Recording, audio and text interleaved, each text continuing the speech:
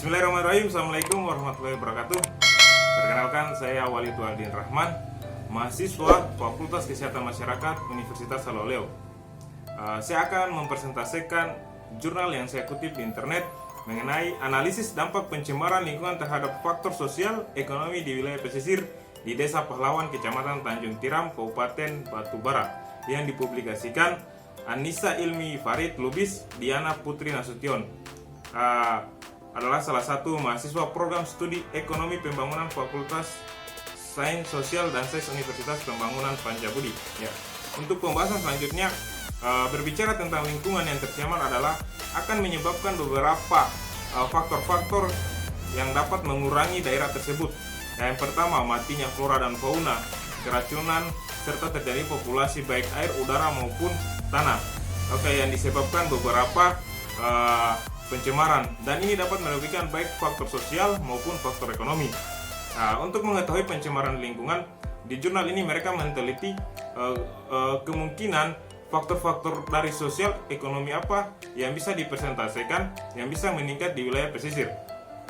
Bisa mungkin dilihat dari faktor sosial yang kita lihat dari kualitas hidup, hubungan sosial, tingkat pendidikan, posisi sosial, akses modal, usaha dan teknologi, dan pendapatan dan pengeluaran yang terjadi di wilayah pesisir. Untuk dampak yang sangat timbul di wilayah pesisir ini adalah abrasi atau erosi pantai. Ini sering terjadi, adalah salah satu gejala-gejala alam yang disebabkan oleh alam. Yang kedua, pencemaran sampah anorganik. Memang perlu kita ketahui bahwa proses pencemaran yang sampah anorganik itu sangat meningkat di wilayah pesisir.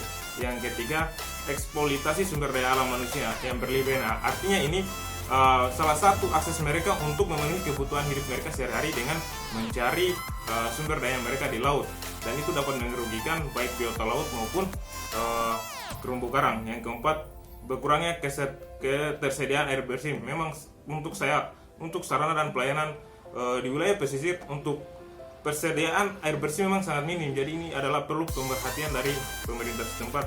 Yang kelima, pemukiman menjadi kumuh. Ini perlu kita ketahui bahwa status di ekonomi di wilayah pesisir memang sangat minim, jadi untuk proses dari pemukiman mereka sangat butuh dan sangat kumuh, dan itu sering terjadi di wilayah pesisir. Dalam jurnal ini adalah beberapa konsep penelitian mereka. Dalam konsep penelitian terjadi beberapa penelitian, baik itu penelitian pencemaran udara, pencemaran air, dan pencemaran tanah. Dan ini dikerucutkan akan menjadi dua faktor, yaitu faktor sosial dan faktor ekonomi. Berbicara tentang faktor sosial, ini lebih mengarah pada kualitas hidup, hubungan sosial, dan tingkat pendidikan dan posisi sosial. Memang itu sangat terjangkau di wilayah pesisir. Yang kedua, faktor ekonomi. Berbicara tentang faktor ekonomi adalah akses modal ataupun usaha dan pendapatan dan pengeluaran.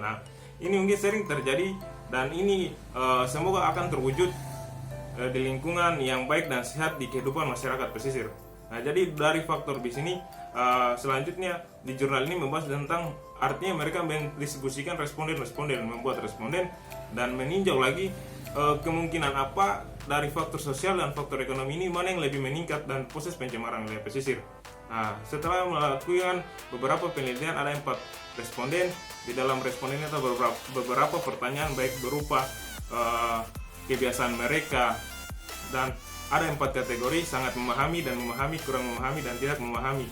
Yang sangat meningkat untuk di wilayah pencemaran lingkungan di wilayah pesisir, yang paling meningkat adalah masyarakat tidak memahami hal-hal tersebut. Jadi ini yang menjadi kendala, yang menjadi peran kesehatan untuk meningkatkan ataupun edukasi masyarakat dan disupport oleh pemerintah setempat. Yang kedua, setelah adanya beberapa responden tadi, mereka mengkerucutkan lagi atau mengevaluasi lagi jenis-jenis pencemaran apa yang sangat meningkat. Setelah melakukan proses penelitian, ternyata proses pencemaran air dan tanah yang sangat meningkat. Bahwa kita ketahui mungkin pencemaran air untuk wilayah pesisir ini sangat meningkat karena apa?